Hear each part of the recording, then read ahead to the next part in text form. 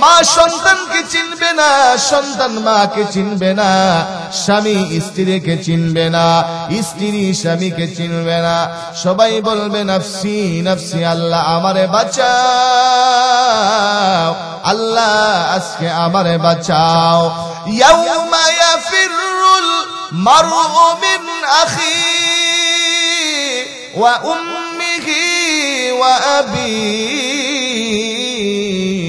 ওয়া সাহিবাতিহি ওয়া বানিহি লিকুল্লি ইমরিইম মিনহুম ইয়াউমাইযিন শাআনুন ইউগনিহি উজুহু ইয়াউমাইযিন মুসফিরা দাহিকাতুম মুস্তাবশিরা। যেরকম আল্লাহু আকবার।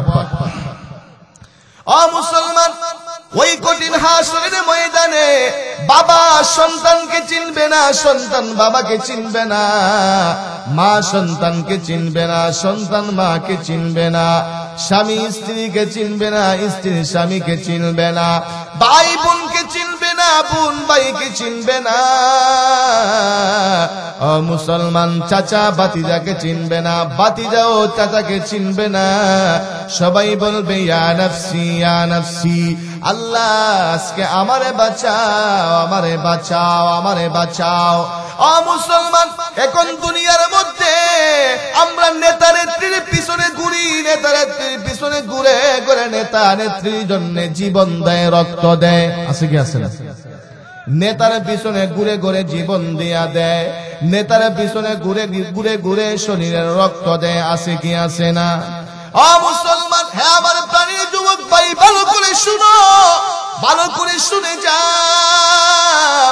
তোমার শরীরের প্রত্যেকটা রক্তের ফুটার বহু দাম, বহু দাম। তোমার শরীরের প্রত্যেকটা রক্তের ফুটার বহু দাম আছে। এই রক্ত কোন নেতা নেত্রীর পিছনে ব্যয় করা যাবে না। কোন নেতার জন্য জীবনের তোমার শরীরের রক্তে জড়ানো যাবে না। দুনিয়ার কোন নেতা নেত্রীর জন্য রক্ত জড়ালে এই রক্তের কোনো দাম নাই, দাম নাই। দুনিয়ার কোন নেতা নেত্রীর পিছনে গুইরা জীবন দিলে এই জীবনের কোনো মূল্য নাই। তুমি যেন কুত্তা মরা মরছো। কথা কোন ঠিক কি ঠিক না?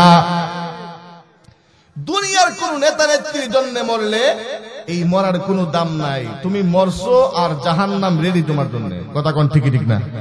প্রিয় ভাইয়েরা আমার, আমাদের শরীরের রক্তের দাম আছে। আমার শরীরের রক্ত যদি আমি দিতে হয়, ইসলামের জন্য দেব, কোরআনের জন্য দেব, নবীর জন্য দেব। কথা কোন ঠিক কি ঠিক না? আমার যদি মনেতে হয়, আমার যদি জীবন দিতে হয়, দুনিয়ার কোন নেতা খেতার পিছনে যাইয়া আমার জীবন দেব না। দুনিয়ার কোন নেত্রীর পিছনে ঘুইরা আমি জীবন দেব না। আমার জীবন যদি বিলায়া দিতে হয়, আমি একমাত্র ইসলামের জন্য আমার জীবনটাকে বিলায়া দেব, দুনিয়ার কোন মানুষের জন্য দিব না। হ্যাঁ যুবক, ভালো করে শুনো, ভালো করে শুনো। জীবনটাকে যদি ইসলামের জন্য, কোরআনের জন্য বিলায়া দিতে পারো, মরতে দেরি হবে, আল্লাহর তৈরি জান্নাতে ঢুকতে একটা সেকেন্ডও দেরি হবে না। ও মুসলমান, যারা আল্লাহর জন্য জীবন দেয়, মরতে দেরি হবে, তাদেরকে জান্নাতুল ফেরদাউসে ঢুকাতে একটা সেকেন্ডও দেরি হবে। যারা আল্লাহর রাস্তায় শহীদ হয়, মরার সঙ্গে সঙ্গে আল্লাহ তাআলা তাদেরকে জান্নাতুল ফেরদাউসে ঢুকায়া দেয়। যদি কোন আল্লাহু আকবার।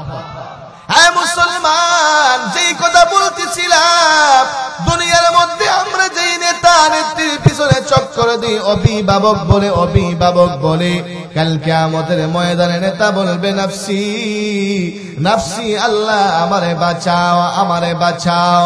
ওগো মালিক, দুনিয়ার মধ্যে আমার নেতা খেতা ছিল, দুনিয়ার মধ্যে আমার কর্মী ছিল, আজকে আমার কর্মীর প্রয়োজন নাই, এমন বলবে আল্লাহ।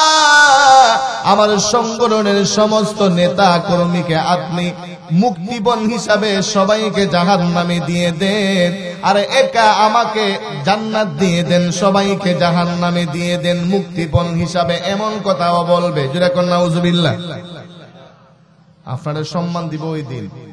আপনারে জাহান্নামে, আপনাকে বিপদে ফেলে দিয়া হে চাইবো জান্নাত যাইতে। কথা কোন ঠিক ঠিক না?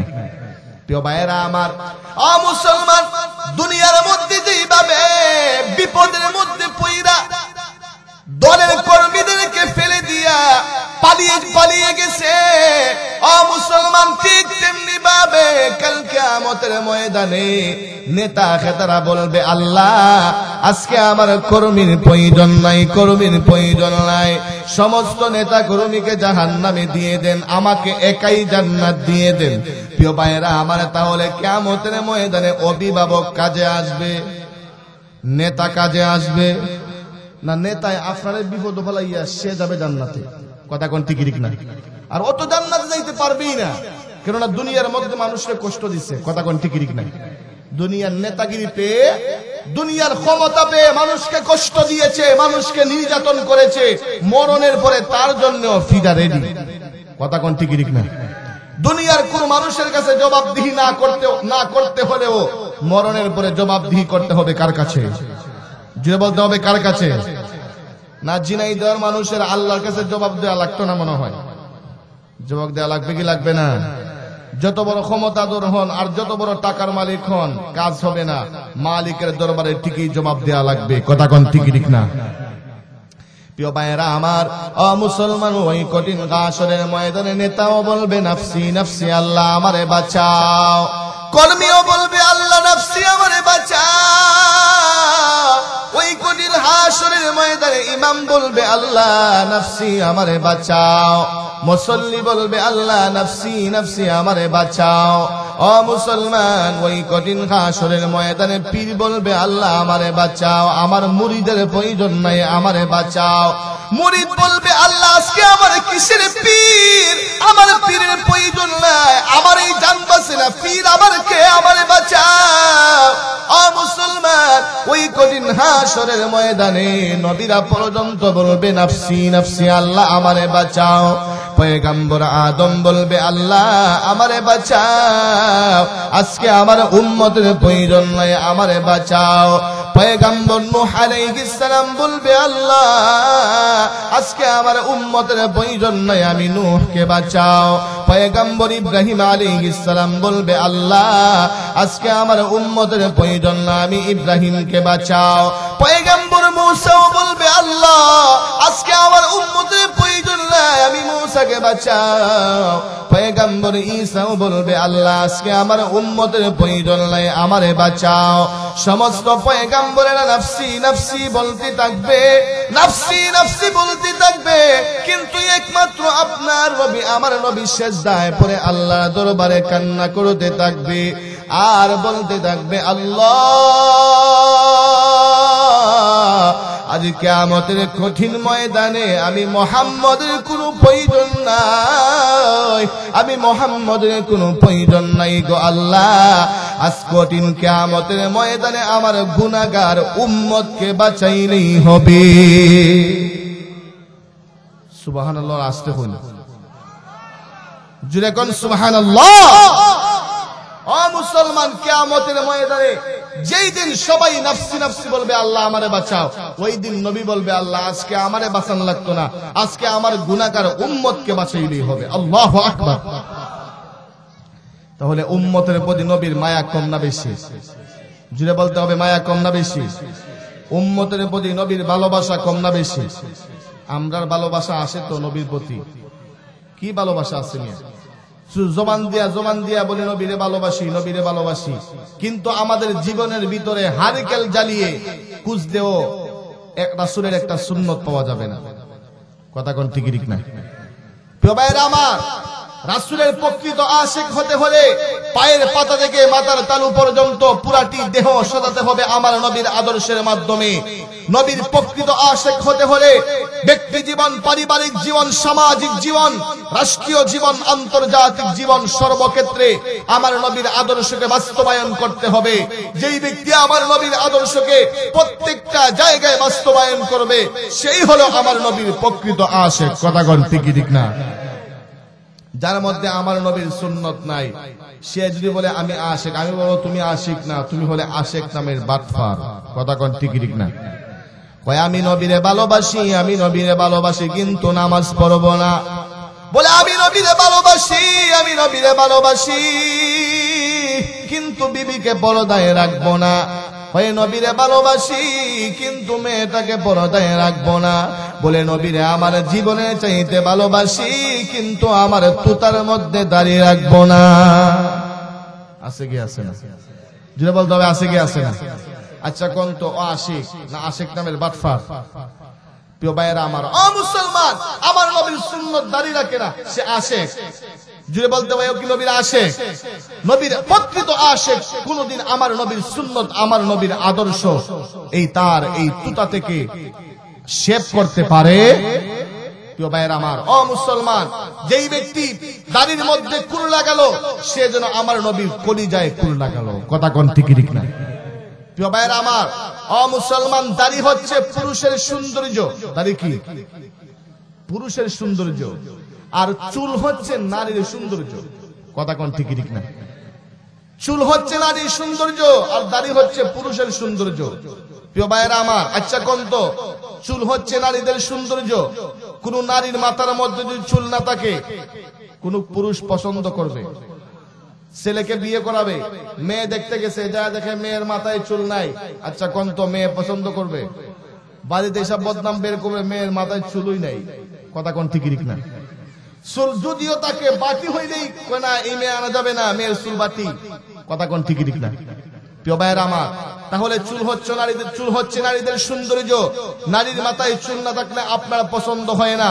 এবার নারীরাও, মা বোনরাও বয়কট করা দরকার। হে পুরুষেরা, দাড়ি হচ্ছে পুরুষের সৌন্দর্য। তোমাদের মুখে যদি দাড়ি না থাকে আমরাও পছন্দ করব না। তাহলে পৃথিবীর সমস্ত পুরুষেরা ঠিক হয়ে যাবে। কথা কোন ঠিক না? প্রিয় ভাইয়েরা আমার, মুসলমানেরা, দাড়ি হচ্ছে আমার নবীর সুন্নত, দাড়ি রাখতে হবে। মুসলমান, কোন মুমিন মুসলমান যদি দাড়ি না রাখে, দাড়ি কাটে, মুসলমান, আমরা যখন ঘুমিয়ে যাই, ঘুমানোর পরে আমাদের কোনো গুনাহ হয় না। কিন্তু যেই ব্যক্তি দাড়ি কাটে, দাড়ি কাটলে ওনার ঘুমাইলেও গুনাহ হয়। সবাই জুড়ে কোন নাউজুবিল্লাহ। যেই ব্যক্তি দাড়ি কাটে, ঘুমাইলো, ফেরেশতারা তার আমলনামায় গুনাহ লিখতে থাকে। যতদিন পর্যন্ত তার এই দাড়িগুলো এক মুষ্টি না হবে ততদিন পর্যন্ত ফেরেশতারা তার আমলনামায় গুনাহই লিখতে থাকবে। জুড়ে কোন নাউজুবিল্লাহ। প্রিয় ভাইয়েরা আমার, আমরা কি চাই 24 ঘন্টা ফেরেশতারা আমাদের আমলনামায় গুনাহ লিখুক? চাই। তাহলে নবীর সুন্নত মানা লাগবে কি লাগবে না? প্রিয় ভাইয়েরা আমার, দাড়ি রাখলে কি কোনো ক্ষতি আছে? জুড়ে বলতে হবে কোনো ক্ষতি আছে? দাড়ি রাখলে গুনাহ থেকে বাঁচা যাবে। দাড়ি রাখলে আল্লাহ তাআলা সম্মান বাড়ায়া দিবে। কথা কোন ঠিক না? দাড়ি যদি না থাকে আপনি হিন্দু না মুসলমান সেটাই বোঝা যায় না। কথা কোন ঠিক না? রাস্তা দিয়ে আপনাকে দেখলে মুসলমান আপনাকে সালাম দিবে না বুঝবে কেমনে? আপনার চেহারায় যদি দাড়ি থাকে তাহলে মুসলমান, মুমিন মুসলমানেরা চিনতে পারবে আপনাকে, আপনি মুসলমান, আপনাকে একটা সালাম দিবে, আসসালামু আলাইকুম ওয়া রাহমাতুল্লাহ। কথা কোন ঠিক না? প্রিয় ভাইয়েরা আমার, মুসলমান, তাহলে নবীর প্রকৃত আশিক হতে হলে রাসূলের আদর্শ মানতে হবে। কার আদর্শ মানতে হবে? রাসূলের আদর্শ মানতে হবে। প্রিয় ভাইয়েরা আমার, মুসলমান, সাহাবায়ে কেরাম ছিলেন আমার নবীর প্রকৃত আশিক। সাহাবায়ে কেরাম আমার নবীর প্রকৃত আশিক ছিলেন। সাহাবায়ে কেরাম তাদের জীবনটাকে আমার নবীর আদর্শের মাধ্যমে সাজাইছে। সাহাবায়ে কেরাম মায়ার নবীর আদর্শের মাধ্যমে জীবনটাকে সাজাইছে। পায়ের পাতা থেকে মাথার তালু পর্যন্ত পুরাটা দেহকে আমার নবীর আদর্শের মাধ্যমে সাজাইছে। ব্যক্তি জীবন, পারিবারিক জীবন, সামাজিক জীবন, রাষ্ট্রীয় জীবন, সর্বক্ষেত্রে সাহাবায়ে কেরাম আমার নবীর আদর্শকে বাস্তবায়ন করেছে। মুসলমান, এই জন্যই সাহাবায়ে কেরামের প্রতি আল্লাহ রাজি হয়ে গেছে। এই জন্যই সাহাবায়ে কেরামের প্রতি আল্লাহ খুশি হয়ে গেছে। প্রিয় ভাইয়েরা আমার, আমরা দুই নবীর আদর্শ মানি, আল্লাহর হুকুম মেনে চলি, আল্লাহ আমাদের প্রতিও রাজি হয়ে যাবে। কথা কোন ঠিক না? মুসলমান, সাহাবায়ে কেরাম ইসলামের জন্য, কোরআনের জন্য জীবন বিলায়া দিছে। সাহাবায়ে কেরাম নবীকে এমন ভাবে ভালোবাসছে, সাহাবায়ে কেরাম নবীর জন্য জীবনকে বিলায়া দিছে। ইসলামের জন্য ধন সম্পদ যা আছে জীবনের সব কিছু বিলায়া দিছে। মুসলমান, নবীর একজন সাহাবী ছিলেন যার নাম হলো হযরত আবু বকর সিদ্দিক রাদিয়াল্লাহু আনহু। হযরত আবু বকর সিদ্দিক নবীর এত বড় আশিক ছিলেন। হযরত আবু বকর সিদ্দিক রাদিয়াল্লাহু আনহু নবীর জন্য ইসলামের জন্য আবু বকর উনারা পুরাটা জীবন আল্লাহর রাস্তায় বিলায়া দিছে। মুসলমান, হযরত আবু বকর সিদ্দিক নবীর কত বড় আশিক ছিলেন। প্রিয় ভাইয়েরা আমার, মুসলমান, আল্লাহর হাবিব সরকারে দু জাহার ইসলামের প্রাথমিক জামানায় আল্লাহর নবী যখন কালেমার দাওয়াত দেন, বেঈমানদের বরদাস্ত হয় না, বেঈমানেরা সহ্য করতে পারে না। বেঈমানেরা ষড়যন্ত্র করেছে, বেঈমানেরা মিটিং করেছে, মুহাম্মদকে রাখা যাবে না, মুহাম্মদকে মেরে ফেলতে হবে। কেননা মুহাম্মদ আমাদের ধর্মের বিরুদ্ধে কথা বলে, আমাদের মূর্তির বিরুদ্ধে কথা বলে, মুহাম্মদকে রাখা যাবে না।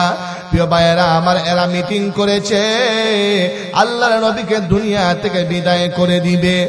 মুসলমান, রাত্রিবেলা বেঈমানেরা আমার নবীর গড়কে ঘেরাও করে ফেলেছে, আল্লাহর নবীকে দুনিয়া থেকে বিদায় করে দিবে। এমনিতেই আল্লাহ তাআলা মায়ার নবীকে জিবরাইলের মাধ্যমে জানায়া দিয়েছেন, ওগো আমার হাবিব, ওগো আমার বন্ধু, বেঈমানেরা আপনার ঘরকে ঘেরাও করে ফেলেছে আপনাকে দুনিয়া থেকে বিদায় করে দেওয়ার জন্য। আমার হাবিব, আমি আল্লাহ আপনাকে হুকুম করে দিলাম আর এই মক্কায় থাকা যাবে না, ওগো আমার হাবিব, আপনাকে আজকের রাত্রের ভিতরে হিজরত করে আপনাকে মদিনা যেতে হবে। কোথায় যেতে হবে? মদিনা যেতে হবে। আপনাকে আর মক্কায় থাকা যাবে না। মুসলমান, এবার আল্লাহর হাবিব সরকারে দু জাহান মদিনায় হিজরত করার জন্য প্রস্তুতি গ্রহণ করেছেন। প্রিয় ভাইয়েরা আমার, এদিকে বেঈমান মুশরিকেরা আল্লাহর নবীর কাছে আমানত রাখতো। কি রাখতো? আমানত রাখতো, আমানত। বেঈমানেরা আমার নবীকে বিশ্বাস্ত মনে করতো, আমার নবীকে এরা আল আমিন বলে উপাধি দিছে। আমার নবীর কাছে টাকা, আমার নবীর কাছে স্বর্ণ মুদ্রা বেঈমানেরা জমা রাখতো, আমানত রাখতো। আল্লাহর নবী হযরত আলী রাদিয়াল্লাহু আনহুর কাছে সবগুলো আমানত বুঝায়া দিলেন আর বললেন, হে আলী, আমি তো হিজরত করে মদিনায় চলে যাব, বেঈমানদের এই আমানতগুলো তুমি যারা যারা ঘরের মধ্যে পৌঁছায়া দিবা। মুসলমান, বেঈমানেরা চতুর্দিকে মায়ার নবীর গরুটাকে ঘেরাও করে রাখছে। আল্লাহর হাবিব বললেন, আল্লাহ, বেঈমানেরা আমার বাড়ি চতুর্দিকে ঘেরাও করে রেখেছে, আল্লাহ, আমি কিভাবে বের হয়ে যাব? আমি কেমনে বের হব? মুসলমান, আল্লাহ তাআলা জানায়া দিলেন, হাবিব আমার, বন্ধু আমার, আপনার দায়িত্ব হলো চেষ্টা করা, আর আপনাকে বের করে দেওয়ার দায়িত্ব হলো আমি আল্লাহর।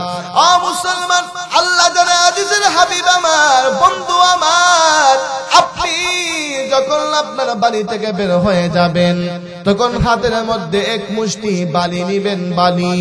এক মুষ্টি বালি নিয়ে আপনি সূরা ইয়াসিনের এই আয়াতটা তিলাওয়াত করবেন, ওয়াজআলনা মিন বাইনি আইদিহিম সাদ্দান ওয়া মিন খালফিহিম সাদ্দান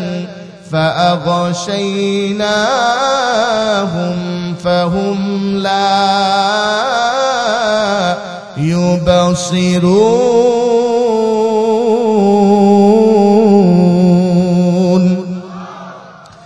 মুসলমান, আল্লাহ জানায়া দিলেন, হাবিব আমার, এই আয়াতটা তিলাওয়াত করে বাড়ির মধ্যে ফু দিয়ে আপনি এই বালিগুলো ছেড়ে দিবেন। ওগো আমার হাবিব, আর এই ফাঁক দিয়ে আপনি বের হয়ে যাবেন। আল্লাহর নবী কোরআনের এই আয়াত তিলাওয়াত কইরা হাতের বালিগুলো আল্লাহর নবী ছেড়ে দিয়েছেন। আর এই বালিগুলো আল্লাহ তাআলা দুশমনদের চৌকের ভিতরে পৌঁছায়া দিছে।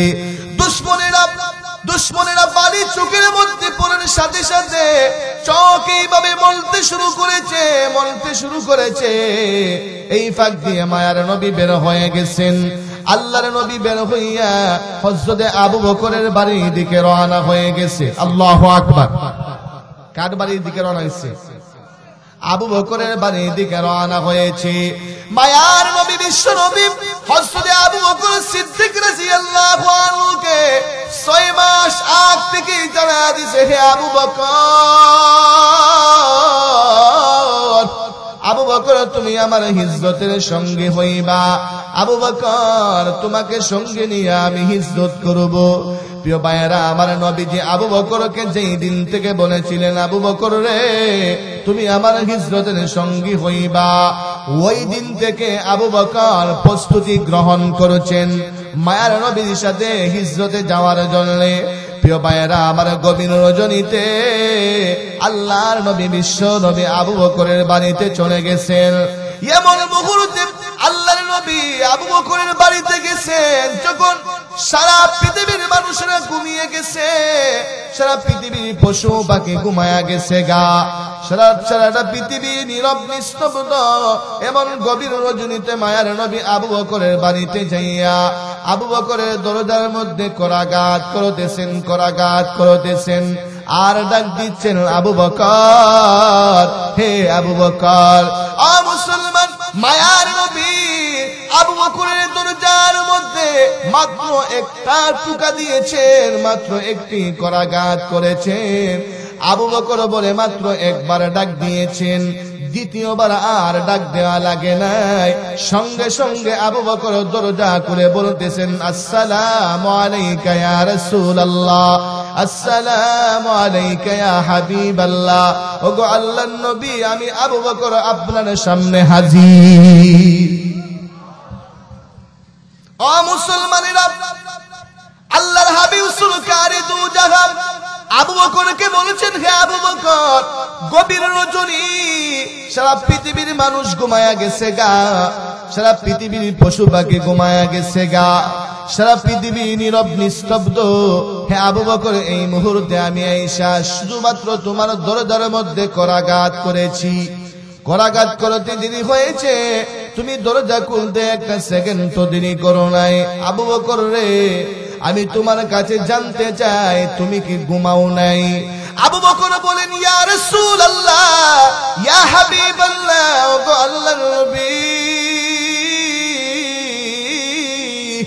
আপনি যেই দিন আমি আবু বকরকে বলেছিলেন, আবু বকর তুমি আমার হিজরতের সঙ্গে হইবা, ওগো আল্লাহর নবী, ওই দিন থেকে আমি আবু বকর আজ পর্যন্ত রাত্রিবেলা বিছানার সাথে পিঠ লাগাই নাই।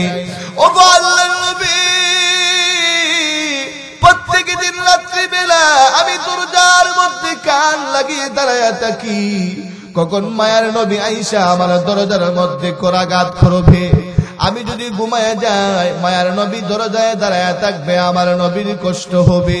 যদি আমার নবী দরজায় দাঁড়ায় থাকে, নবীর যদি কষ্ট হয়, কাল কিয়ামতের কঠিন ময়দানে আমি আবু বকর আল্লাহর নবীর আশিক বলে দাবি করতে পারবো না। আল্লাহর নবীর আশিক বলে দাবি করতে পারবো না। ও মুসলমান, আল্লাহর নবী আবু বকরের এই ভালোবাসা দেখে চোখের পানি ছেড়ে দিয়ে কান্না শুরু করে দিছে। হায় রে, আবু বকর আমার প্রতি কত ভালোবাসা, কত মহব্বত। ও মুসলমান, এবার আল্লাহর নবী আবু বকর সিদ্দিককে সঙ্গে নিয়া, আবু বকর সিদ্দিক রাদিয়াল্লাহু আনহুকে সঙ্গে নিয়া মদিনার দিকে রওনা হয়ে গেছেন, হিজরতে রওনা হয়ে গেছেন। প্রিয় ভাইয়েরা, আমার হযরত আবু বকর সিদ্দিক রাদিয়াল্লাহু আনহু আজ থেকে হিজরতের জন্য বাহন রেডি করে রেখেছেন। আল্লাহর নবী বিশ্ব নবী বাহনের মধ্যে উঠেছেন আবু বকর সঙ্গে, আবু বকরকে সঙ্গে নিয়ে আল্লাহর নবী মদিনার দিকে রওনা হয়ে গেছে। প্রিয় ভাইয়েরা, আমার যেতে যেতে যেতে যেতে রাত্রি যখন শেষ প্রান্তে চলে এসেছে, সকাল হয়ে যাবে।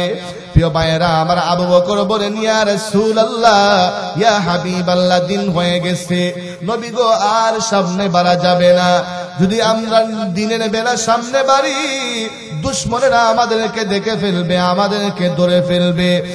মুসলমান, আবু বকর বলছেন, ইয়া রাসূলুল্লাহ, হাবিবাল্লাহ, এই যে এখানে সরে গুহা আছে, এই গুহার মধ্যে আমরা আশ্রয় গ্রহণ করব।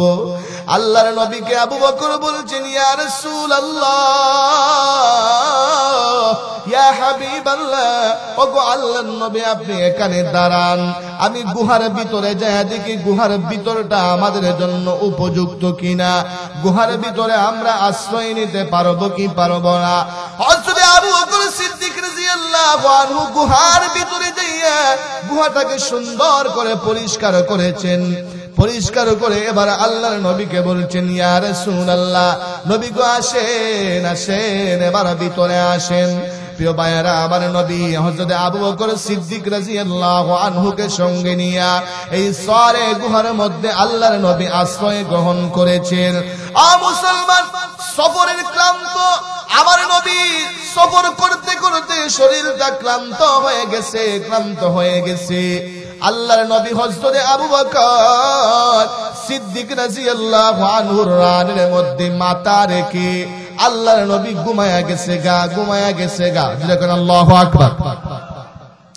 আল্লাহর নবী হযরত আবু বকর সিদ্দিক রাদিয়াল্লাহু আনহুর রানের মধ্যে মাথা রেখে ঘুমায়া গেছেন। এদিকে হযরত আবু বকর তাকায়া দেখে গুহার বিভিন্ন জায়গায় গর্ত দেখা যায়।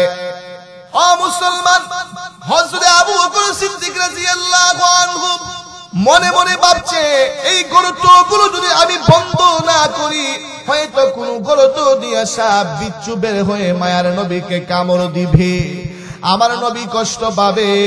এই জন্য আবু বকর বসে বসে আবু বকর সিদ্দিকের গায়ের মধ্যে যে চাদর ছিল, এই চাদরটাকে ছিঁড়ে গর্তগুলো বন্ধ করে দিয়েছে।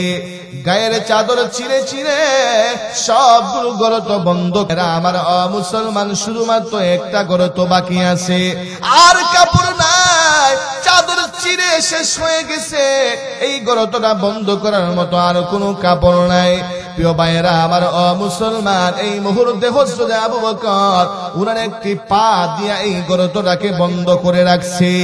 হযরত আবু বকর পা দিয়া গর্তটাকে বন্ধ করে রাখছে, যেন এই গর্তের ভিতর থেকে কোনো সাপ বিচ্ছু বের হইয়া আমার নবীকে দংশন করতে না পারে। প্রিয় ভাইয়েরা, আমার হযরত আবু বকর যখন এই গর্তের ভিতরে পা দিয়া ডাইকা রাখছে, পা দিয়ে যখন বন্ধ করে রাখছে, কিছুক্ষণ রাখার পরে একটা বিষাক্ত সাপ আবু বকরের পায়ের মধ্যে কামড় দিয়া দিছে। হযরত আবু বকরের পায়ের মধ্যে যখন কামড় দিছে, আবু বকর পা সরায় না। আমি আবু বকরের জীবন চলে যেতে পারে, এরপর আমি পা সরাবো না, কেননা এই বিষাক্ত সাপটা যদি গর্ত দিয়া বের হয়ে আসে, আমার মায়ার নবীরে কষ্ট দিবে, আমার মায়ার নবীরে কামড় দিবে। না, আমি এই গর্ত ছাড়ব না। মুসলমান, হযরত আবু বকর সিদ্দিকের পায়ের মধ্যে যখন সাপে কামড় দিছে, আবু বকর সহ্য করতে পারে না। মুসলমান, এক পর্যায়ে হযরত আবু বকরের চোখ দিয়া অজান্তেই এক ফোঁটা পানি বের হয়ে গেছে। হযরত আবু বকরের চোখ দিয়া পানি বের হয়ে এক ফোঁটা পানি মায়ার নবীর চেহারার উপরে পড়ে গেছে গা। আল্লাহর নবীর চেহারার উপরে যখন আবু বকরের চোখের পানি পড়ে গেছে, এমনিতেই মায়ার নবীর ঘুমটা ভেঙে গেছে। আল্লাহর নবীর ঘুম ভেঙে গেছে। এমনিতেই আল্লাহর নবী তাকায়া দেখে আবু বকরের চোখের মধ্যে পানি দেখা যায়। আবু বকর চোখের পানি ছেড়ে দিয়ে কান্না করতেছেন। মায়ার নবী তাকায়া দেখছেন আবু বকরের চোখের মধ্যে পানি।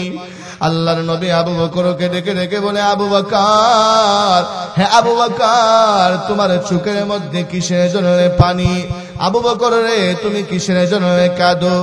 প্রিয় ভাইয়েরা, আমার এমত অবস্থায় আবু বকর বলছেন, ইয়া রাসূলুল্লাহ, ইয়া হাবিবাল্লাহ, ওগো আল্লাহর নবী, বিষাক্ত সাপ আমার পায়ের মধ্যে কামড় দিয়েছে।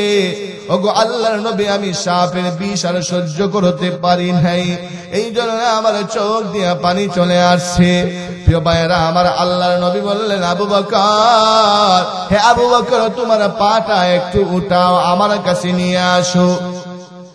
আল্লাহর নবী হযরত আবু বকর সিদ্দিক রাদিয়াল্লাহু আনহুকে বললেন, আবু বকর, তোমার পায়ের কোন জায়গার মধ্যে সাপ কামড় দিয়েছে আমাকে দেখাও। আবু বকর বললেন, ইয়া রাসূলুল্লাহ, ইয়া হাবিবাল্লাহ, ওগো নবী, আমার পায়ের এই জায়গার মধ্যে সাপে কামড় দিয়েছে। আবু বকর দেখার সঙ্গে সঙ্গে মায়ার নবী, বিশ্ব নবী তার মুখের লালা মুবারক হাতের মধ্যে আঙ্গুলের মধ্যে লাগাইয়া আল্লাহর নবী নিজের মুখের লালা মুবারক যেই জায়গায় সাপে কামড় দিয়েছে এই জায়গার মধ্যে লাগাইয়া দিছে। আল্লাহর নবীর মুখের লালা এই সাপে যেই জায়গায় কাটছে এই জায়গার মধ্যে লাগার সঙ্গে সঙ্গে ও মুসলমান একটা সেকেন্ড সময় লাগে নাই, সঙ্গে সঙ্গে সাপের বিষ পানি হয়ে গেছে। মুসলমান, আবু বকর যখন পা সরাইয়া দিছে এমনিতেই বিষাক্ত সাপটা গর্ত থেকে বের হয়ে যখন আসছে আল্লাহর নবী সাপকে দেখে দেখে বলছে, হে সাপ, তুমি তো এটা ঠিক করো নাই, আমার আবু বকরের কামড় দিয়েছো, আমার আবু বকরকে কষ্ট দিয়েছো, হে সাপ তুমি তো এটা ঠিক করো নাই। প্রিয় ভাইয়েরা আমার, সাপের জবান খুলে গেছে। সাপ ডাক দিয়া বলে, ইয়া রাসূলুল্লাহ,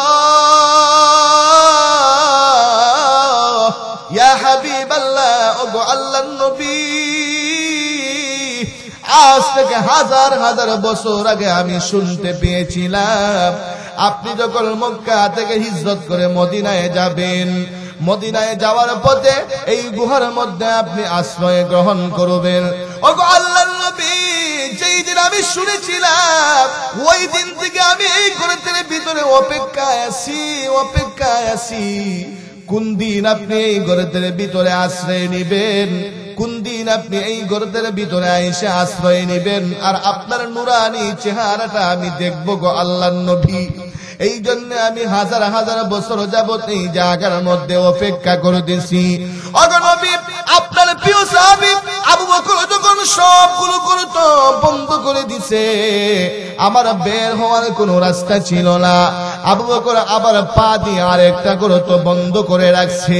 নবী গো, আমি আপনার আবু বকরকে কষ্ট দেওয়ার জন্য কামড় দিই নাই, আমি আপনার আবু বকরকে কামড় দিয়েছি। আবু বকর যখন আবু বকর যেন পাটাকে সরায়া নেয়, আমি যেন বের হইয়া আপনার নুরানি চেহারা মুবারক একটা নজরও দেখতে পারি।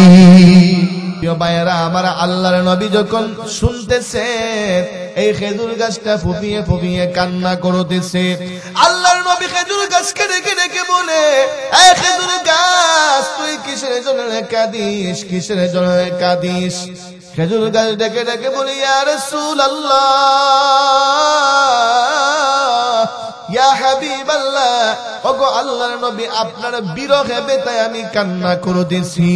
ওগো নবী, এতদিন আপনি আমার মধ্যে হেলান দিয়ে দিয়ে খুতবা দিতেন, কিন্তু আজকে থেকে আমি আলাদা হয়ে গেলাম, আর কোনদিন আপনি আমার মধ্যে হেলান দিয়ে খুতবা দিবেন না, এই জন্য আমি কাঁদতেছি। ও মুসলমান, এক হাদিসের মধ্যে এসেছে আল্লাহর নবী খেজুর গাছের কাছে চলে গেছে। খেজুর গাছের কাছে যাইয়া আল্লাহর নবী খেজুর গাছটাকে জড়ায়া ধরছে। যেইভাবে মা বাচ্চা কান্না করলে বাচ্চাকে জড়ায়া ধরে, জড়ায়া ধইরা বাচ্চার পিঠ হাতায়, মাথা হাতায় বলে, বাবারে কান্দিস না, কান্দিস না। এইভাবে আল্লাহর নবী খেজুর গাছের কাছে যাইয়া খেজুর গাছটাকে জড়ায়া ধরছে। আর খেজুর গাছটাকে আল্লাহর নবী বলতেছে, হে খেজুর গাছ কান্দিস না। আল্লাহর নবী শুধু বাচ্চার মতো এই খেজুর গাছটাকে হাতায়া দিতেছে, কান্দিস না। ও মুসলমান, অন্য হাদিসের মধ্যে এসেছে আল্লাহর নবী মিম্বরের মধ্যে বৈশা ওই খেজুর গাছকে ডাক দিয়েছে, হে খেজুর গাছ, তুই কিসের জন্য কাঁদিস? আয় আয়, তুই আমার কাছে আয়। আল্লাহর নবী যখন খেজুর গাছকে ডাক দিয়েছে, আয় আয়, তুই আমার কাছে আয়, নবীজি ডাক দিতে দেরি হয়েছে। খেজুর গাছটা দৌড়াইয়া মায়ার নবীর কাছে একটা সেকেন্ড তো দেরি হয় নাই। খেজুর গাছটা দৌড়াইয়া মায়ার নবীর কাছে আসছে। আল্লাহর নবী খেজুর গাছটাকে হাতায় দিতেছেন, তাকে মালিশ করে দিতেছেন। কান্দিস কেন? কান্দিস না প্রিয় ভাইয়েরা আমার। এরপরেও খেজুর গাছের কান্না বন্ধ হয় কাঁদতেছে। মুসলমান, খেজুর গাছ ছোট বাচ্চাদের মতো ফুফিয়ে ফুফিয়ে কাঁদতেছে। এক পর্যায়ে আল্লাহর নবী বললেন, হে খেজুর গাছ, কান্দিস না, কান্দিস না। আমি নবী তোর জন্য দোয়া করে দেব। তুই কিয়ামত পর্যন্ত জীবিত থাকবে। আর কিয়ামত পর্যন্ত তোর মধ্যে খেজুর আসবে, ফল আসবে। সারা পৃথিবীর মানুষেরা মদিনায় আসবে, মদিনায় আইসা তোর মধ্য থেকে ফল খাবে, সবাই উপকৃত হবে। কান্দিস না। প্রিয় ভাইয়েরা আমার, আল্লাহর নবী যখন এই কথা বলেছেন, এর পরেও খেজুর গাছের কান্না বন্ধ হয় না। এবার আল্লাহর নবী বলছেন, হে খেজুর গাছ, কান্দিস না, কান্দিস না। আমি মায়ের নবী তোর জন্য দোয়া করে দেব। আল্লাহ তোকে জান্নাতে পৌঁছায়া দিবে। তুই জান্নাতের ভিতরে একটা জিন্দা খেজুর গাছ হয়ে দাঁড়ায়া থাকবে। ও মুসলমান, আল্লাহর নবী বলেছেন তুই কান্দিস না, তুই খেজুর গাছ জান্নাতি হবে। ও মুসলমান, এরপরে খেজুর গাছের কান্না বন্ধ হয়েছে। জুড়ে কোন আল্লাহু আকবার। প্রিয় ভাইয়েরা আমার, ও মুসলমান, তাহলে বুঝা গেল বৃক্ষ আমার নবীরে ভালোবাসে, ঠিক কি ঠিক না? ও মুসলমান, পশু পাখি বৃক্ষরাজি পর্যন্ত নবীরে ভালোবাসে, কিন্তু আমরা নবীর উম্মত হয়ে নবীরে ভালোবাসতে পারলাম না। নবীর উম্মত হয়ে নবীর সুন্নত মানতে পারলাম না। নবীর উম্মত হয়ে নবীর আদর্শ মানতে পারলাম না। প্রিয় ভাইয়েরা আমার, ও মুসলমান, সাহাবায়ে কেরাম আমার নবীরে কেমন ভালোবাসে। প্রিয় ভাইয়েরা আমার, নবীর সাহাবী হযরত বেলাল হাবশী রাদিয়াল্লাহু আনহু মায়ের নবীরে কেমন ভালোবাসে। আ মুসলমান, আল্লাহর হাবিব সরকারি দু জায়গা দুনিয়া থেকে বিদায় হয়ে যাওয়ার পরে আবু হযরত বেলাল হাবশী রাদিয়াল্লাহু আনহু বাড়ির ভিতরে যা ছিল, কাপড় চোপড় যা ছিল, সব দিয়া গাঁটটি বাঁধছে। কি বাঁধছে? সব দিয়ে গাঁটটি বেঁধেছেন। সব দিয়ে গাঁটটি বেঁধে হযরত বেলাল হাবশী গাঁটটিটাকে মাথার উপরে নিছে। মাথার উপরে লইয়া মায়ের নবীর রওজার সামনে যাইয়া দাঁড়াইছে। আল্লাহর নবীর রওজার সামনে দাঁড়াইয়া আল্লাহর নবীকে সালাম দিতেছে, ইয়া রাসূলুল্লাহ, ইয়া হাবিবাল্লাহ, ওগো আল্লাহর নবী, আপনি দুনিয়াতে নাই, আমি বেলাল বরদাস্ত করতে পারি না। ওগো নবী, আপনি মদিনায় না, আমি বেলাল সহ্য করতে পারি না, বরদাস্ত করতে পারি না। নবী গো, আপনি দুনিয়াতে থাকা অবস্থায় আমি বেলাল যখন মসজিদে নববীর মিনারের মধ্যে দাঁড়াইয়া আযান দিতাম, ওই সময় আমি দেখতাম আপনি মসজিদে নববীর হুজরা মুবারকের মধ্যে আছেন। ওগো নবী, আমি মসজিদে নববীর মিনারের মধ্যে দাঁড়াইয়া আযান দিলে আপনি মসজিদে নববীর মধ্যে ইমামতি করার জন্য আগমন করতেন। নবী গো, এখন আযান দিলে তো আপনি আর মসজিদে নববীর মধ্যে ইমামতি করার জন্য আসবেন না গো নবী। এই জন্য আমি বেলাল বরদাস্ত করতে পারি না, আমি বেলাল সহ্য করতে পারি না। নবী গো, আর আমি মদিনায় থাকবো না, মদিনা থেকে বহু দূরে আমি দামেস্কে চলে যাব। যেই মদিনায় নবী নাই, এই মদিনা আমি বেলাল থাকবো না, আমি দামেস্কে চলে যাব, দামেস্কে চলে যাব। হযরত বেলাল নবীজির হুজরা মুবারক জিয়ারত করে বেলাল হাবশী, ও মুসলমান, বেলাল হাবশী রওনা হয়ে গেছেন দামেস্কের দিকে। কোন দিকে? দামেস্কের দিকে রওনা হয়ে গেছে। হযরত বেলাল হাবশী দামেস্কের মধ্যে যাইয়া 6 মাস কাটাইছে। 6 মাস অতিবাহিত হওয়ার পরে হঠাৎ করে একদিন বেলাল স্বপ্নে দেখে, আল্লাহর নবী স্বপ্নের মাধ্যমে বেলালকে ডেকে ডেকে বলতেছে, ও বেলাল, আমি কি অপরাধ করলাম? সবাই আমার রওজার সামনে দাঁড়াইয়া আমারে সালাম দেয়, সবাই আমার রওজার সামনে দাঁড়াইয়া আমাকে সালাম দেয়, আমার রওজা জিয়ারত করে, কিন্তু তুমি বেলাল দে আসো না, তুমি বেলাল দে আসো না। বেলাল রে তোমার কি হয়েছে? প্রিয় ভাইয়েরা আমার, বেলাল যখন স্বপ্নে মায়ার নবীরে দেখছে, এমনিতেই পরের দিন সকাল বেলা পাগলের বেশে বেলাল মদিনার দিকে রওনা হয়ে গেছে। মুসলমান, বেলাল যখন মদিনার ভিতরে ঢুকেছে, এমনিতেই মদিনার ছোট ছোট বাচ্চারা তাকায়া দেখে হযরত বেলাল মদিনার অলিতে গলিতে হাঁটে। এমনিতেই বাচ্চাগুলো দৌড়াইয়া যায়, দৌড়াইয়া যাইয়া বাড়িতে মাকে দেখে দেখে বলে, মা, ও মা, দেখেছি বেলাল হাবশী মদিনায় আগমন করেছে। মাগো, আমার মনে হয় বেলাল যেহেতু মদিনায় এসেছে, মনে হয় মায়ার নবীও আবার মদিনায় আগমন করবে। ওগো মা, ওগো বাবা, চলো না আমরা মসজিদে নববীতে যাই, চলো না আমরা মসজিদে নববীতে যাই, মনে হয় মায়ার নবী আবারও আগমন করেছে। ও মুসলমান, বেলাল হাবশী রাদিয়াল্লাহু আনহু মসজিদে নববীর মধ্যে গেছে। মসজিদে নববীর মধ্যে যাওয়ার পরে সাহাবায়ে কেরাম বেলাল হাবশী রাদিয়াল্লাহু আনহুকে ডেকে ডেকে বলছে, ও বেলাল,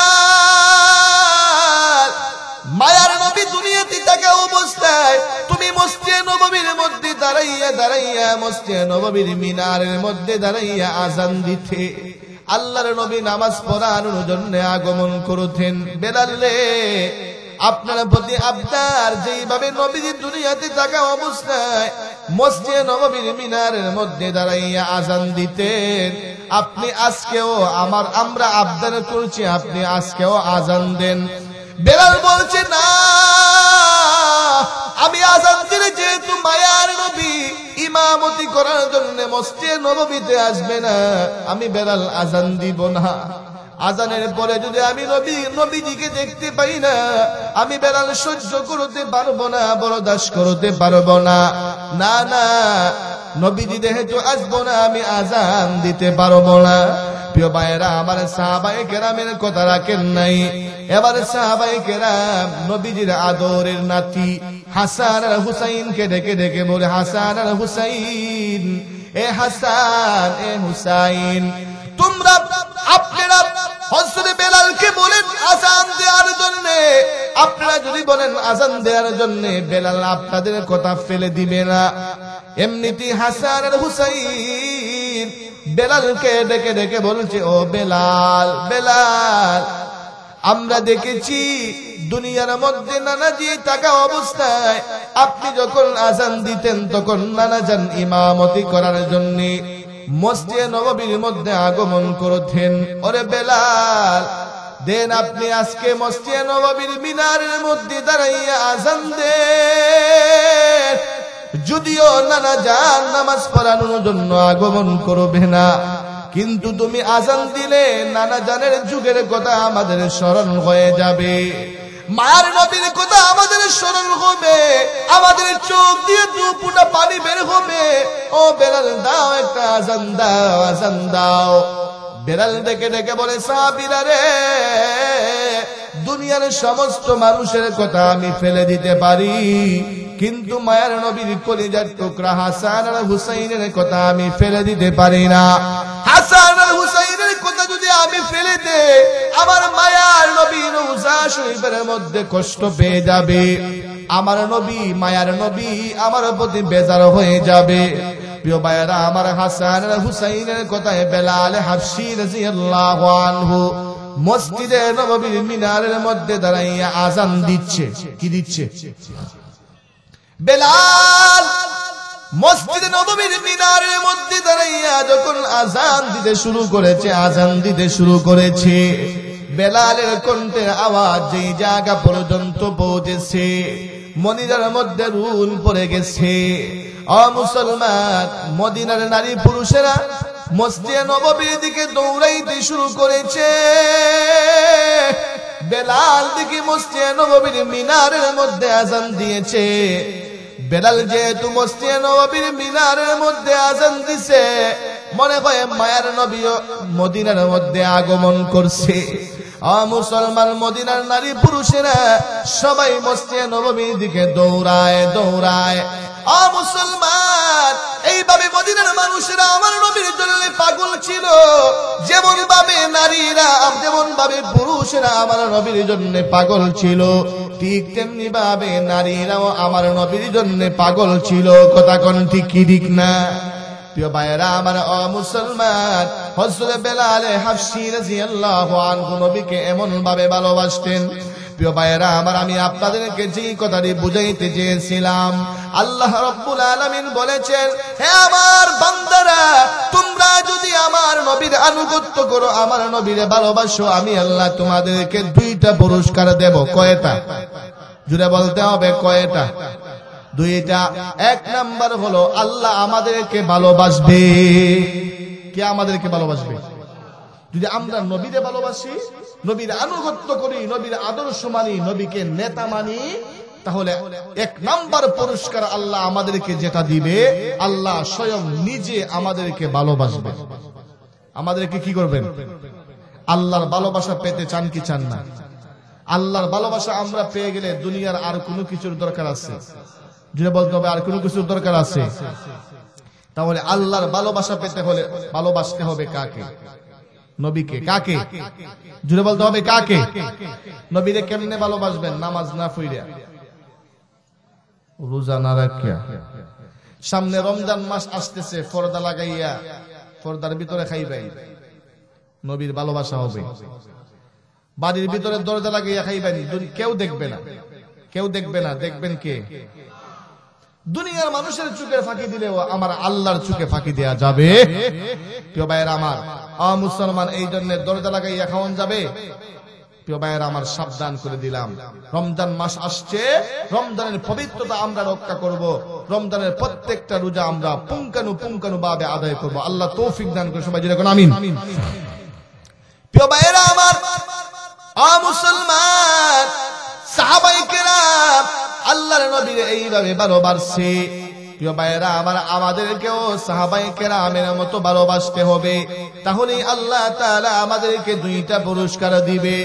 1 নাম্বার পুরস্কার, আল্লাহ আমাদেরকে ভালোবাসবে। 2 নম্বরে আল্লাহ বলেন, ইউহিব্বুকুমুল্লাহ ওয়া ইয়াগফির লাকুম যুনুবাকুম।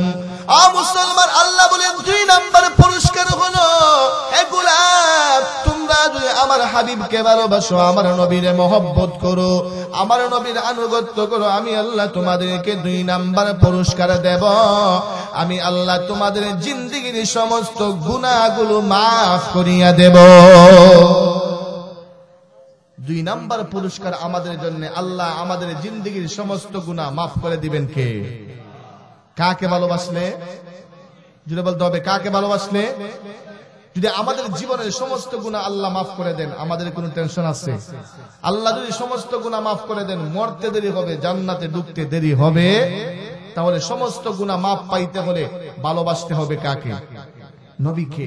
নবীকে ভালোবাসবো কেমনে? নবীর আদর্শ মেনে। কার আদর্শ মেনে? নবীর আদর্শ মেনে। প্রিয় ভাইয়েরা আমার, মুসলমান, যদি আমরা নবীর আদর্শ মানি, নবীর তরিকা মতো চলি, কাল কিয়ামতের কঠিন ময়দানে যেই দিন মানুষ পানির পিপাসায় চিৎকার করবে, পানির পিপাসায় হাহাকার করতে থাকবে, ওই কঠিন হাসরের ময়দানে মায়ার নবী নিজ হাতে আমাদেরকে হাউজে কাউসারের পানি পান করায়া দিবে। মুসলমান, যেই দিন মানুষ পানির পিপাসায় চিৎকার করবে, ওই দিন আল্লাহর নবী আমাদেরকে হাউজে কাউসারের পানি পান করাবে। প্রিয় ভাইয়েরা আমার, আপনারা বলবেন, হুজুর হাউজে কাউসারের পানিটা কেমন? মায়ার নবী বলেছেন, হাউজে কাউসারের পানি দুধের চাইতে সাদা হবে, মিশকে আম্বরের চাইতে আরো গ্রাণ যুক্ত হবে, মধুর চাইতে অমিষ্টি হবে। আল্লাহর নবী বলেছেন, এই হাউজে কাউসারের পানি যেই ব্যক্তি একবার পান করবে, জান্নাতে ঢোকার আগ পর্যন্ত তার পিপাসা লাগবে না। এই হাউজে কাউসারের পানি পান করলে জান্নাতে ঢোকার আগ পর্যন্ত আর কোনো পিপাসা লাগবে? এই হাউজে কাউসারের পানি পান করতে চান কি চান না? কারা কারা চান? 2টো হাত আল্লাহকে দেখায় দেয়। নারায়ে তাকবীর, নারায়ে তাকবীর, হাত নামান। প্রিয় ভাইয়েরা আমার, মুসলমান, হাউজে কাউসারের পানি পান করতে হলে নবীর তরিকা মানতে হবে। কার তরিকা মানতে হবে?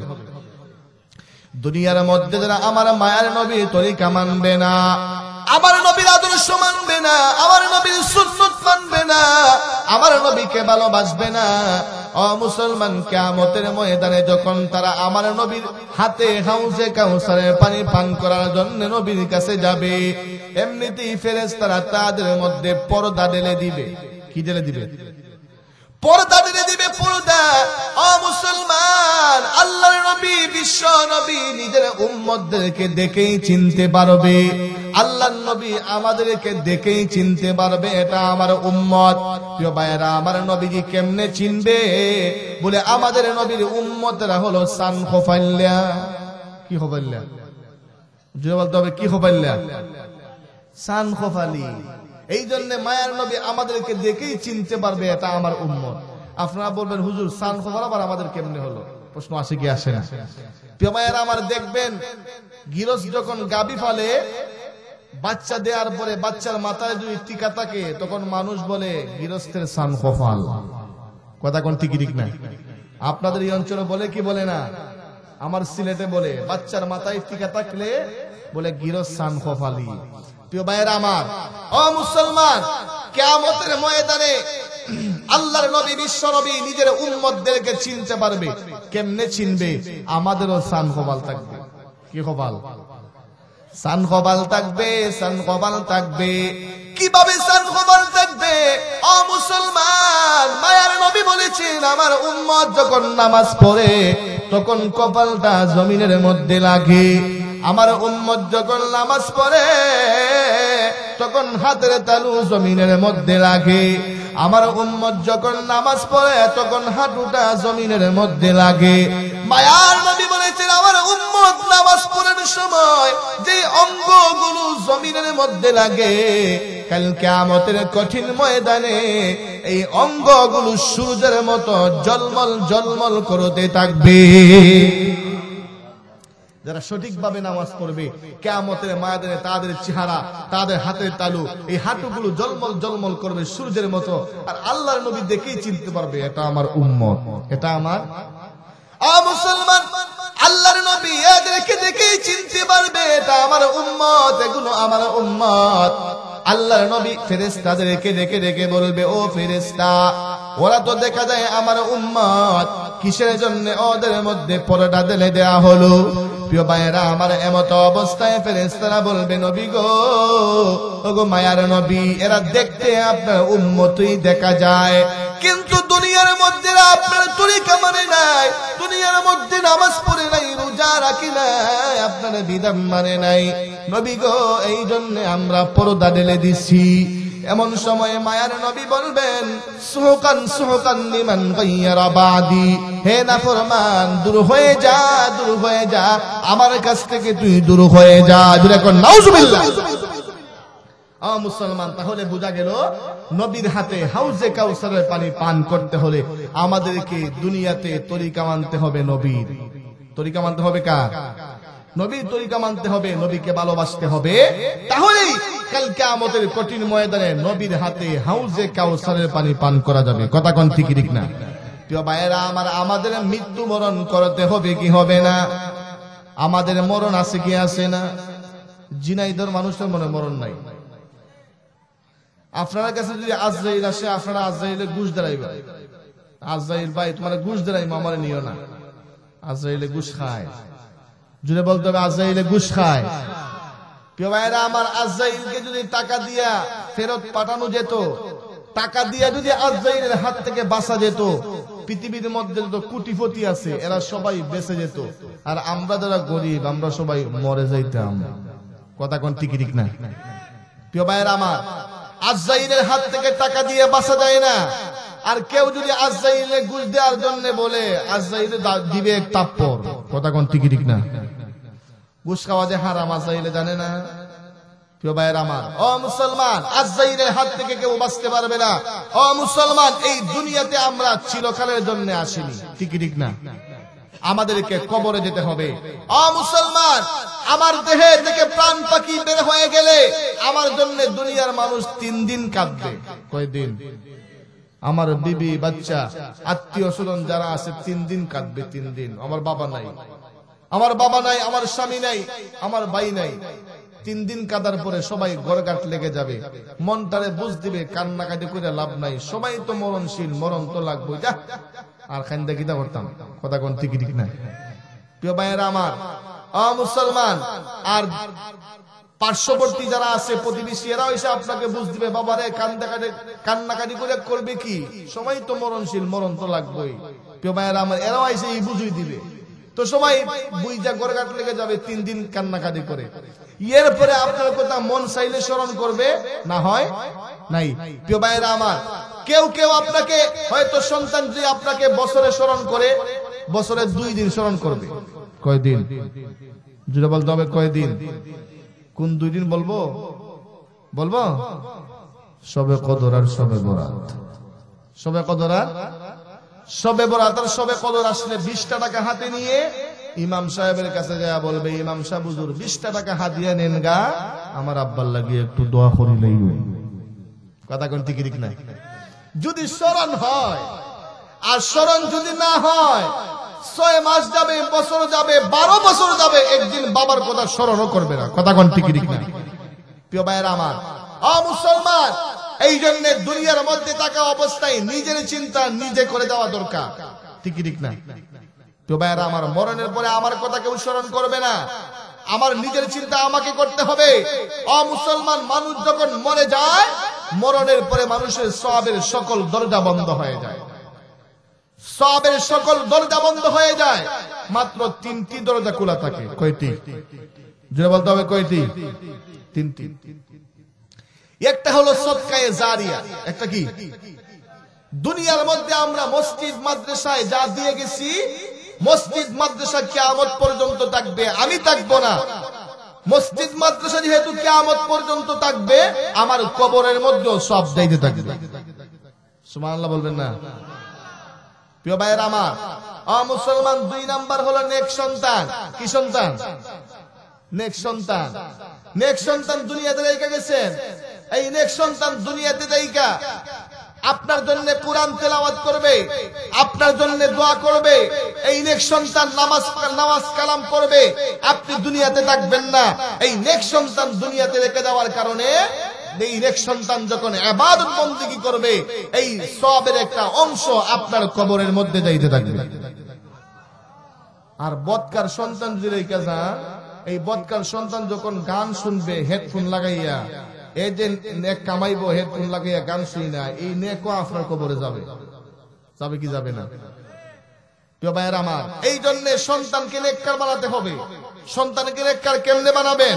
এই হাফিজিয়া নুরানি কিন্ডারগার্টেন মাদ্রাসায় দিতে। এই কিন্ডারগার্টেন মাদ্রাসায়, এই মাদ্রাসা আপনাদেরই প্রতিষ্ঠান, আপনাদের মাদ্রাসা। এই প্রতিষ্ঠানের প্রতি আপনারা নজর রাখলে, দেখশন রাখলে, এই প্রতিষ্ঠান একদিন কোরআনের মার্কাজে পরিণত হবে। কথা কোন ঠিক ঠিক না? এই যে একটা বাচ্চা পাগড়ি নিল, এটা আপনাদেরই অবদান। এই মাদ্রাসার প্রতি আপনাদের নজর আছে, মাদ্রাসা চলতেছে, এই মাদ্রাসা থেকে হাফেজে কোরআন হয়েছে। কাল কিয়ামতের কঠিন ময়দানে এই বাচ্চাগুলোই আপনাদের নাজাতের জরিয়া হবে। কথা কোন ঠিক ঠিক না? যখন বিপদের সম্মুখীন হয়ে যাবেন, বাম হাতে আমলনামা আল্লাহ দিয়া বলবে যাও জাহান্নামে যাও, তখন তাকায়া দেখবেন এই যে বাচ্চা হাফেজে কোরআন হইছে, এই বাচ্চারা জান্নাতে যাওয়ার জন্য জান্নাতের সিরিয়াল ধরছে।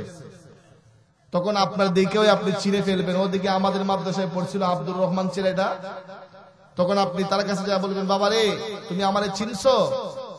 আমি ওই যে তুমি পড়ছিলে আমাদের গ্রামে মাদ্রাসায় পড়ে, তুমি যখন মাদ্রাসায় পড়েছিলে তখন আমি তোমাদেরকে খুব ভালোবাসতাম, তোমাদেরকে মহব্বত করে আমি মাদ্রাসায় মাঝে মধ্যে টাকা দিয়েছি, চাউল দিয়েছি, ডাল দিয়েছি, আমি মাদ্রাসায় অনুদান দিয়েছি, টাকা দিয়েছি, তোমাদেরকে ভালোবেসে, তোমাদেরকে মহব্বত করে। বাবারে, আজকে আমি বিপদের সম্মুখীন হয়ে গেছি। আমার বাম হাতে আমলনামা আল্লাহ জাহান্নামের টিকেট আমারে দিয়া বলতেছে জাহান্নামে চলে যাওয়ার জন্য। ওরে বাবা, আজকে তো আমি বিপদের সম্মুখীন হয়ে গেছি, আজকে তুমি কি আমার জন্য কিছু করতে পারবে? এমন সময় এই হাফিজে কোরআন ছেলেটা বলবে, বাবা আচ্ছা, যেহেতু আমার কাছে আপনি চলে আসছেন, আসেন আমার সাথে আসেন। এমনিতেই হাফিজে কোরআন ছেলেটা আপনাদেরকে সঙ্গে নিয়ে আল্লাহর কাছে যাবে, যা বলবে, আল্লাহ, ওগো আসমান জমিনের মালিক, ওগো চাঁদ সূর্য চন্দ্র তারা লৌহ কলমের মালিক, আল্লাহ এই যে আপনার গোলামেরা, এরা আপনার কোরআন আমরা পড়ার কারণে, আপনার কোন কোরআন আমরা পড়ার কারণে, আপনার কোরআনের জন্য, আপনার নবীর বাণী শিকার কারণে এরা আমাদেরকে ভালোবেসেছিল, আমাদেরকে মহব্বত করেছিল, আমাদেরকে ভালোবেসে আপনার নবীর বাগানের মধ্যে টাকা দিয়েছিল, পয়সা দিয়েছিল। আল্লাহ আজকে বিপদের সম্মুখীন হয়ে গেছি। ওগো দয়ার মালিক, আপনার কোরআন যদি সত্য হয়ে থাকে, আপনার নবীর বাণী যদি সত্য হয়ে থাকে, আমি আপনার দরবারে ফরিয়াদ জানাচ্ছি, ফরিয়াদ জানাচ্ছি। আল্লাহ আজকে আপনার এই বান্দাগুলোকে ক্ষমা করে দাও, ক্ষমা করে দাও। এমনিতেই আল্লাহ ডেকে ডেকে বলবে, হে হাফেজে কোরআন, হে আমার গোলাম, এরা যেহেতু আমার কোরআনের জন্য তোমাদেরকে ভালোবেসেছিল, আমার কোরআনের জন্য, আমার নবীর বাণী শিকার কারণে তোমাদেরকে ভালোবেসেছিল, হে হাফেজে কোরআন যাও যাও, আমি আল্লাহ আজকে এই কোরআনের বরকতে তাদেরকে ক্ষমা করে দিলাম। যাও আজকে সবাইকে সঙ্গে নিয়ে তুমি আমি আল্লাহর তৈরি জান্নাতের ভিতরে ঢুকে যাও।